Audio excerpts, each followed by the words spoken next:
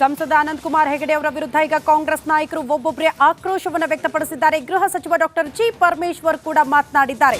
ಅವರನ್ನ ಈ ಕೂಡಲೇ ಪಕ್ಷದಿಂದ ಹೊರಗೆ ಹಾಕಿ ಅಂತ ಹೇಳಿದ್ದಾರೆ. ಸಂವಿಧಾನ ಬದಲಾವಣೆ ಬಗ್ಗೆ ಮಾತನಾಡಿದ್ರು ಸಂಸದ ಅನಂತಕುಮಾರ್ ಹೆಗಡೆ ಅವರು. ಅವರನ್ನ ಪಕ್ಷದಿಂದ ಹೊರಹಾಕಿ ಅಂತ ಡಾಕ್ಟರ್ ಜಿ ಪರಮೇಶ್ವರ್ ಆಗ್ರಹಿಸಿದ್ದಾರೆ. ಇಲ್ಲದಿದ್ರೆ ಸಂಸದ ಹೆಗಡೆ ಅವರನ್ನ ನಿಯಂತ್ರಣ ಮಾಡಿ ಬಿಜೆಪಿ ವಿರುದ್ಧ ವಾಗ್ದಾಳಿ ನಡೆಸಿದ್ದಾರೆ ಗೃಹ ಸಚಿವ ಡಾಕ್ಟರ್ ಜಿ ಪರಮೇಶ್ವರ್. ಪ್ರಧಾನಿಯಿಂದ ಸಂವಿಧಾನಕ್ಕೆ ಮುಕ್ತ ಕಂಠದಿಂದ ಹೊಗಳಿಕೆ, ಅವರ ಸಂಸದ ಹೆಗಡೆಯಿಂದ ಸಂವಿಧಾನ ಬದಲಾಯಿಸುವ ಮಾತುಗಳು, ಅವರ ಹೇಳಿಕೆಯಿಂದ ದೂರ ಇದ್ದೀವಿ ಅಂದ್ರೆ ಸಾಕಾಗೋದಿಲ್ಲ, ಅವರು ಮತ್ತೆ ಹೇಳಬಹುದು, ಅವರ ವಿರುದ್ಧ ಕ್ರಮ ಆಗಬೇಕು ಅಂತ ಆಗ್ರಹಿಸಿದ್ದಾರೆ. ಒಬ್ಬ ಸಂಸದ ನಾವು ಸಂವಿಧಾನವನ್ನೇ ಬದಲು ಮಾಡ್ತೀವಿ ಅಂತ ಹೇಳುವಂಥ ಮಾತನ್ನು ಹೇಳ್ತಾರೆ, ಪದೇ ಪದೇ ಹೇಳ್ತಾರೆ. ಹಿಂದೆನೂ ಹೇಳಿದರು, ಈಗಲೂ ಹೇಳಿದ್ದಾರೆ. ಅದಕ್ಕೆ ಪಕ್ಷದವರು ಅವ್ರ ಮೇಲೆ ಕ್ರಮ ತಗೋಬೇಕು.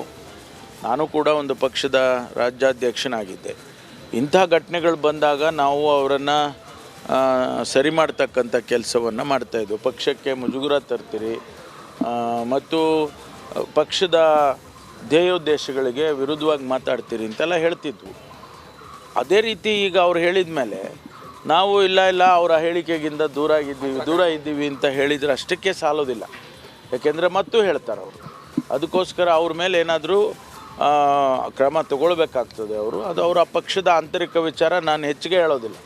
ಆದರೆ ಅವರಿಗೆ ಈ ಮಾತುಗಳನ್ನು ಇಲ್ಲ ಅವರನ್ನು ಪಕ್ಷದಿಂದ ಹೊರಗೆ ಹಾಕಿ ಅವ್ರು ಹೇಳ್ಕೊಳಪ್ಪ, ನೀನೇನಾದರೂ